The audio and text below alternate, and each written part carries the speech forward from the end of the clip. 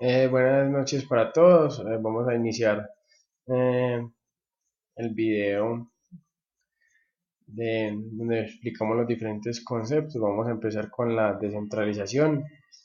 Entonces es importante remitirnos pues como a la historia y a lo que ha logrado acontecer en el país, ¿cierto? En 1982 logra insertarse la descentralización en Colombia con el fin de asegurar la gobernabilidad territorial, combinando gobierno del territorio y la gobernancia de los territorios. Es importante mencionar que la descentralización, a diferencia de la desconcentración, no solo redistribuye responsabilidades, sino poder.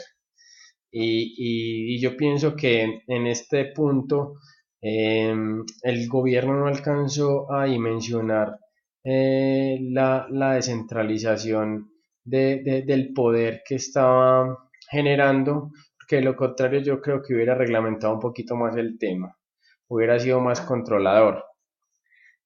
También es importante mencionar que demuestran que más allá de la descentralización venida desde arriba, el verdadero reto es la territorialización de la acción pública desde abajo. Entonces aquí vemos cómo ya se generan temas de juntas de acción comunal, se generan fundaciones, se generan otro tipo de entidades que entran a lograr incidir en las decisiones centralistas. Como modelo de gestión pública que abre las puertas a la participación de diferentes actores en el actuar público. Es importantísimo esta parte. Soy un convencido de que ese es un modelo de gestión pública muy apropiado para avanzar rápidamente, obviamente en el buen sentido de la palabra y teniendo en cuenta que se debe cumplir como con todos los requerimientos de ley y que obviamente tendremos que empezar a incidir un poquito en las decisiones o en las decisiones centralistas para que podamos tener mucha mayor autonomía. Entonces, abordando también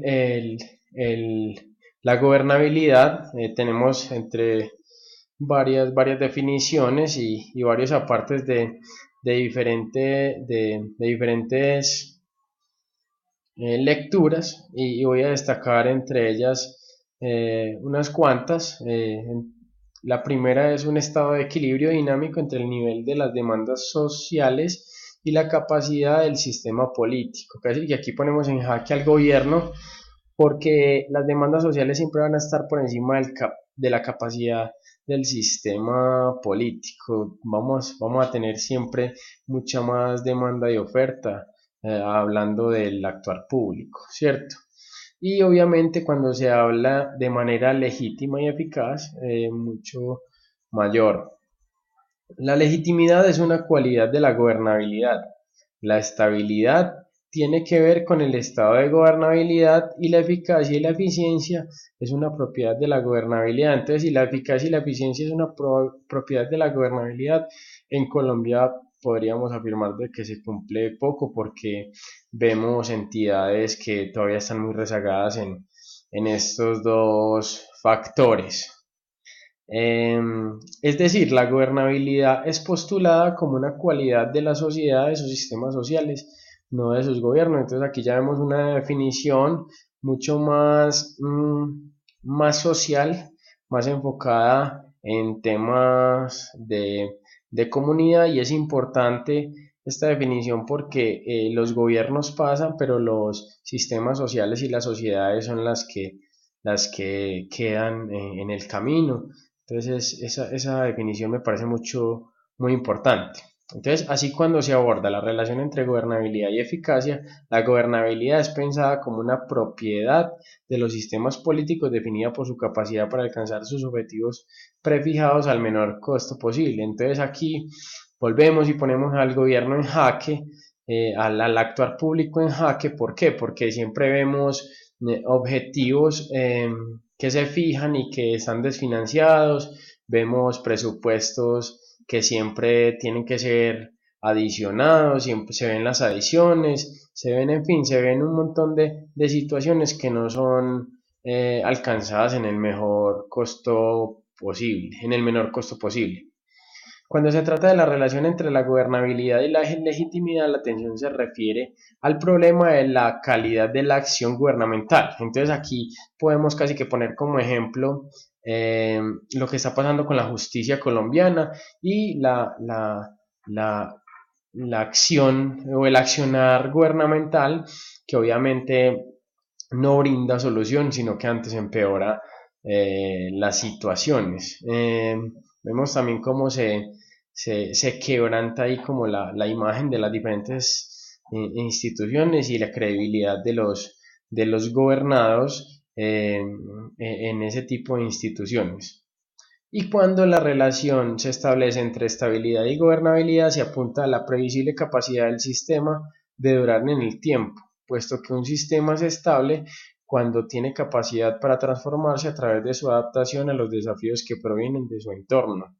Vemos gobiernos y legislación, normas, en fin, que no son fácil de adaptarse a los desafíos, eh, modelos muy rígidos en cuanto a esto, entonces legislación obsoleta, en fin, vemos diferentes factores que no logran como cumplir con esta definición. Entonces ya entrando en el término o en la gobernanza, podríamos casi que decir qué es la acción y el efecto de gobernar y gobernarse. Me gusta mucho esta parte porque tiene que ver mucho, aquí es donde precisamente se conjuga un poquito como con la gobernabilidad, con lo que se mencionaba en la anterior diapositiva. Eh, También se habla de la posibilidad de acordar reglas del juego que permitan la consolidación ordenada de estos consensos y garanticen su estabilidad, lo que implica recoger demandas, acceso a la información, transparencia de los procesos, rendición de cuentas, evaluación, control ciudadano de las políticas públicas, etcétera. Cierto, entonces aquí ya vemos cómo buscan darle, la gobernanza busca darle como una solución a los problemas desde la base, ¿cierto? Desde la misma sociedad. Eh, Hablamos de accountability, de rendición de cuentas, de evaluación y control ciudadano. Entonces le estamos dando mucha participación, o le estamos dando la participación que debe de tener la sociedad en el actuar público. Lo importante no es lo que se decide, sino cómo se decide, exactamente. Entonces aquí no se le brinda la importancia a lo que vamos a decidir, sino que se está enfocando a que es una decisión basada en conversación, en conciliación, ¿cierto? Invocando la necesidad de sólidos principios de gobernanza democrática, ya hablamos de democracia, que que parecen referirse a la participación de los actores sociales en el desarrollo para encontrar soluciones a la medida de las culturas locales, los entornos geográficos y deben contar con el apoyo de los gobiernos de diferentes niveles. Entonces aquí estamos casi que teniendo en cuenta que las situaciones socialmente problemáticas deben de solucionarse como anillo al dedo, como si fuera un guante exactamente para la problemática que se pretende atacar. Capital social. Ahora pues pienso dar como una, una, una definición personal de lo que pienso que es capital social. Entonces primero vamos a enunciar como varios apartes donde dice que es la confianza y las normas de reciprocidad, redes y formas de participación civil y reglas formales o informales o instituciones. Entonces aquí estamos casi que mencionando actores, eh, estamos mencionando conversación, conciliación, estamos mencionando algunas reglas que se fijan al inicio, estamos hablando de temas de confianza, estamos hablando de principios. El capital social son las relaciones que uno tiene con amigos, colegas y contactos más generales y mediante los cuales uno maximiza el capital financiero y humano que ya posee. Entonces, Vemos aquí como mencionamos como un modelo donde ponemos a rodar unos engranajes y unas habilidades, unos plus que podemos tener en torno a un objetivo eh, general. Una norma informal concretamente ejemplificada que promueve la cooperación entre dos o más individuos, casi que lo que estábamos hablando. Eh, Conversamos y nos fijamos una, una, una regla para promover la cooperación entre ambos. Y ya la definición por su función, que no es la entidad individual, sino una variedad de entidades diferentes que tienen dos características en común. Todas están formadas por algún aspecto de una estructura social y facilitan ciertas acciones de individuo que se hallan dentro de la estructura. A diferencia de otras formas de capital, el capital social es inherente a la estructura de relaciones entre dos o más personas. No se aloja ni en los individuos ni en la puesta en marcha física de la producción. Una vez creado el capital social, beneficia a todos los individuos de la estructura social correspondiente. Entonces, el capital social, obviamente, como su nombre lo dice, es social y no es individual. El aspecto de la organización social, tales como la confianza, las normas, las redes que puedan mejorar la eficiencia de una sociedad, facilitar la acción coordinada. Eh, la perspectiva del capital social ayuda a abordar la cuestión de cómo acelerar el desarrollo económico y la gobernabilidad democrática. El capital social no se desgasta con el uso, sino más bien con la falta de uso. Entonces es aquí donde vemos que obviamente la participación social es importantísima y hay que poner a participar a las sociedades y entre más participan las personas más se deben motivar. Entonces obviamente casi que estamos dando una clara explicación de esta situación. Capital social no es fácil de observar ni medir exactamente porque como el capital social gira en torno a un objetivo, no siempre la misma o el mismo grupo o los mismos individuos van a estar en torno a una situación socialmente problemática. El capital social es difícil de construir mediante intervenciones externas. Obviamente se tiene que construir desde la base, obviamente desde la misma sociedad se construye el capital social, pero ahí es importante mencionar que no se puede construir, pero sí se puede de pronto lograr que avance mucho más mediante capacitaciones, se puede catalizar de diferentes maneras por medio de capacitaciones y acompañamiento para que logre avanzar mucho más en sus objetivos.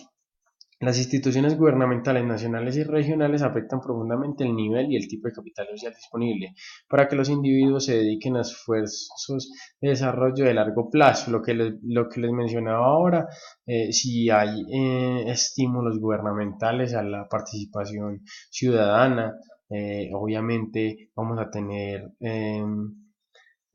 un tipo de capital social mucho más fuerte. Tres formas amplias de capital social es la confianza y las normas de reciprocidad. Entonces, hablamos de temas de confianza, redes y reglas e instituciones formales e informales. Entonces, aquí damos como terminada a la explicación y entramos como a un mapa conceptual donde básicamente podemos mostrar cómo funcionan estos conceptos. Entonces, vemos que en una población, la población está constituida por personas, el sector privado, el sector público, eh, el sector público, eh,